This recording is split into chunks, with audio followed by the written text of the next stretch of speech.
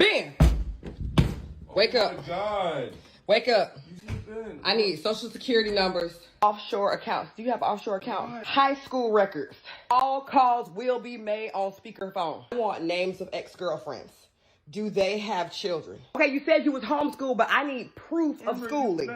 I need proof of schooling. Anybody you have come in contact with. We're gonna get a camera installed out back. Where is your grandma buried? Because the lies have to stop somewhere. Is this? Hey guys, welcome back to my YouTube channel. It's Mom's Diary with Tessa'S, the lady with the spicy, juicy videos. How are you guys doing? How is your weekend going? Okay, so today's video we'll be looking at the famous Ressa story. Her story has taken all over the world. Like, the story is just all over. This lady has won everybody's heart. The story is on TikTok, is on YouTube, is on Twitter, name it. It's all over. Both old and young have something to say about her story, okay? So I listened to her story very well. I was, in fact, very curious to know more. I was so curious to know what really happened, what next happened. So I'm here to give you guys a brief of what happened. I've seen people commenting about her story. Majority are on her side, yes, on her side. Why some are like, what happened? Why was she this dumb? Why did she allow this man to use her?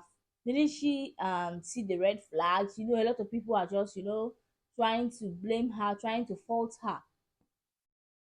But the truth there is that a whole lot of us, if only we can tell ourselves the truth, a whole lot of women are in that same situation as she is. A whole lot of people in their marriages are in that same situation.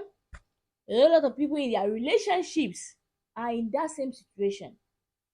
Some know quite all right, while others have not figured it out.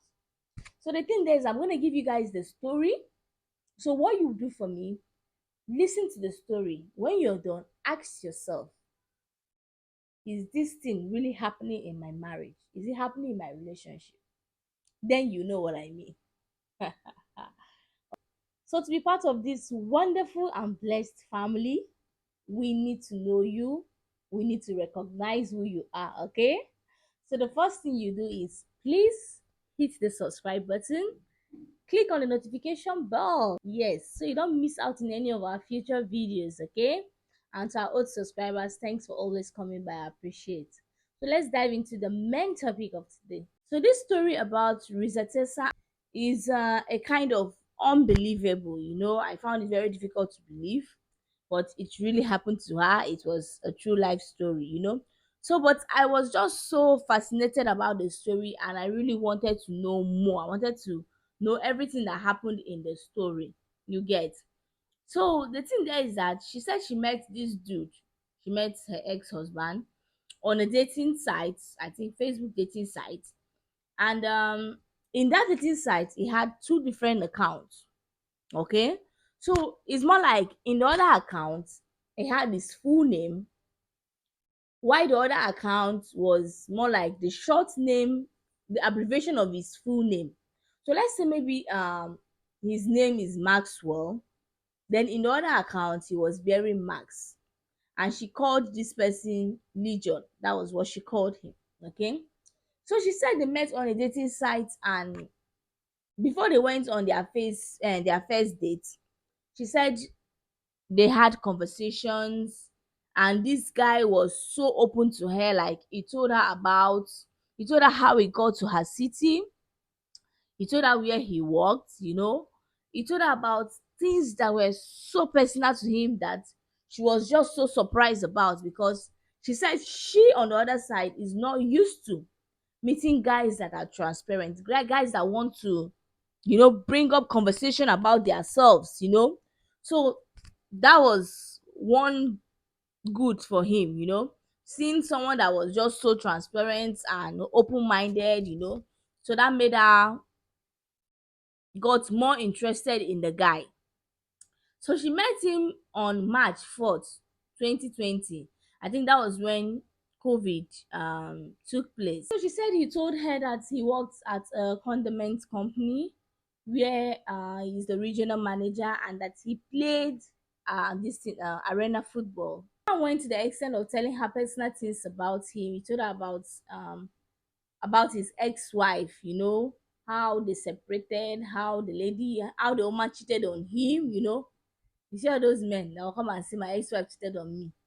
They make sure hang you I'm telling you, sometimes you need to hear both side stories. Okay.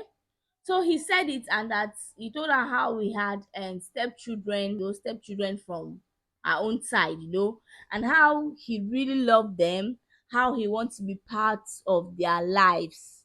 Okay, so he told her how he and his ex-wife separated in California because they were living in California, and then how he came over to San Diego, how he went to the University of San Diego, Abi, and how he do play football there.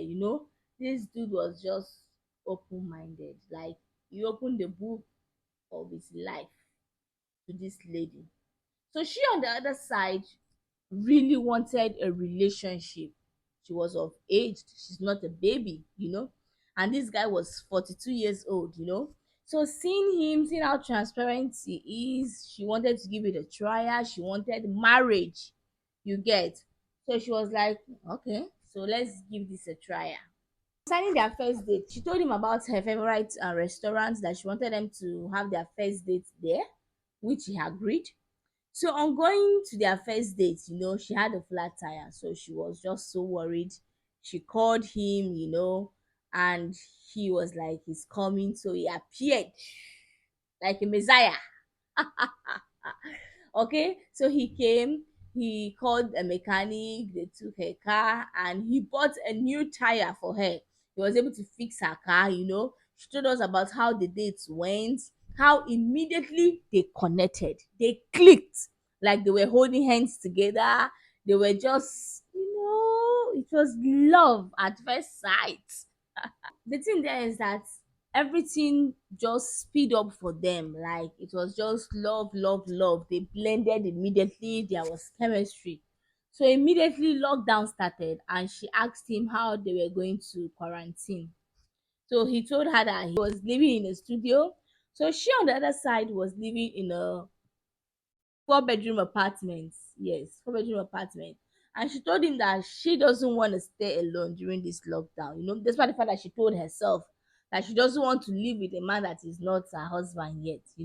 But just because of the way she was feeling, the butterflies she was feeling in her stomach, and she never wanted to leave that love, to that he will have to come live with her, so that the both of them can stay during this lockdown period. So he had to come live with her during the lockdown, and she said immediately, read my lips, immediately things got worse. Like things got worse from there. Like she was just seeing a whole lot of things about this dude. That was just 2 weeks before they met. So she described him as a pathological liar. She said this man was a pathological liar. That everything about him was just lie, lie, lie. Hey, that this guy was a liar. Okay, so she told us how she didn't see that other side of him of being a liar. You understand? So she said before you know it, she got pregnant, and she didn't know what to do, but she just wanted to give whatever it was a trial. I think they got married and everything, so she wanted to give everything just a trial, at least, because since it has happened, you understand, I understand that other side. I understand that kind of feeling, since it has happened, I'm now pregnant. So let me just try and make this work. Like she really wanted to put her all to make the marriage, to work out. She wanted everything to work out, you get. And then before you know it, she lost the pregnancy. Yes. And that even when she had a miscarriage, he wasn't the one that took her to the hospital. Like he told her he has been promoted already to a VP position, and that he cannot make it. So she had to call someone else to drive her to go and do a D&C.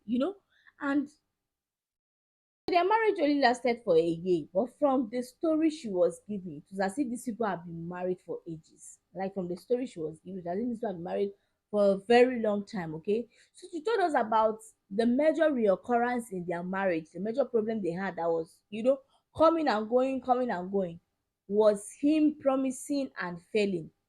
Like promising and failing, kyawo. Okay, let me give for instance.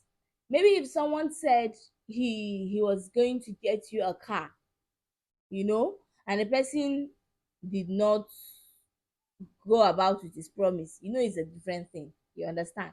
But now the person told you that he has paid for the car, he has the receipt, and that you should try and leave work early so that you'll be home to receive your gift. Now that was the kind of thing that happened to her. At the end of the day, on motor, she didn't see any car, and he brought up another flimsy excuse, that it was just flimsy excuses, day by day, day by day. Like, ah like this car instances I told you happened to her. Like, he took her to where they used to sell cars. He told her that he has bought this car for her, he has the receipt.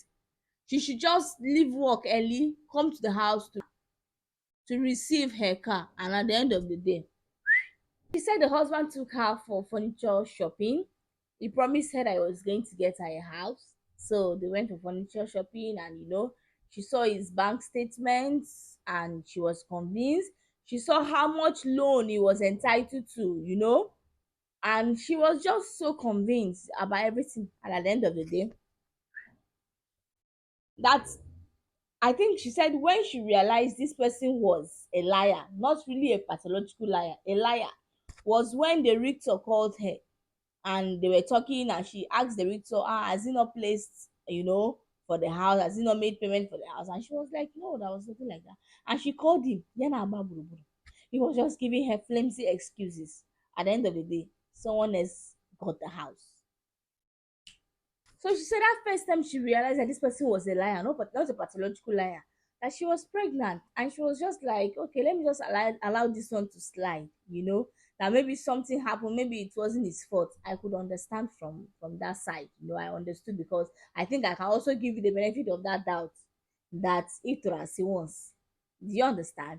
But before you know it, it became a normal thing.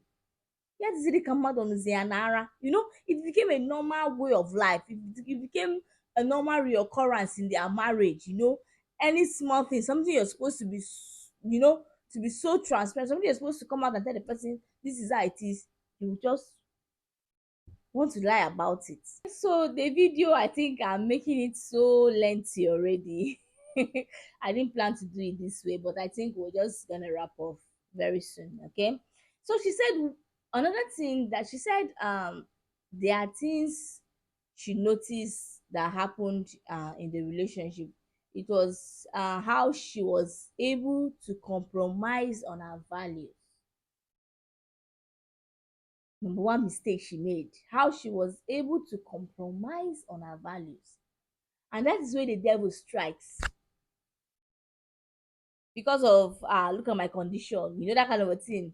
Because of so age, let me just give it a try. Let me just see if it will work out. On the norms you will not accept. You just start taking it just because of your condition, just because of how desperately you want to be married. Okay, so the truth is that we've come to the end of this video, but I'm going to tell you guys why I said a lot of women are in this situation. Despite the fact that she was able to fall victim, of such a man, I feel she was able to come out quicker than expected. Yes, she was able to come out more than a lot of women would have. A lot of women would have been there, and just try to tell themselves that maybe it's just in him, maybe it's in his blood, maybe he doesn't know how to man up and say things the way it is. Let me just be here. I cannot support myself if I leave, so let me just be here, maybe for the sake of my children, for this, whatever. Other women would have given excuses for such a person, but she was able to say, no, I deserve better. I cannot live with this man. I cannot live with such a person that is not sincere, such a person that is a pathological liar. Like, just that word gives me, eh? Oh my god. So she was able to get up, dust herself, and move on. And I feel this is what a lot of women are passing through. A lot of women are in such relationship. You see, sometimes it must not be domestic violence, but there are just things you will just watch. You know, there are things that I feel is not just right. I cannot be dating you and you'll be lying to me.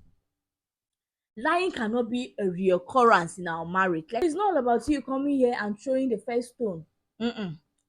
You should sit, ask yourself, am I in such a relationship? Does my partner lie to me like this? Is this thing happening to me? Then you will know the truth, okay? It's not you throwing the first stone, okay? So I'll see you guys some other time. Bye.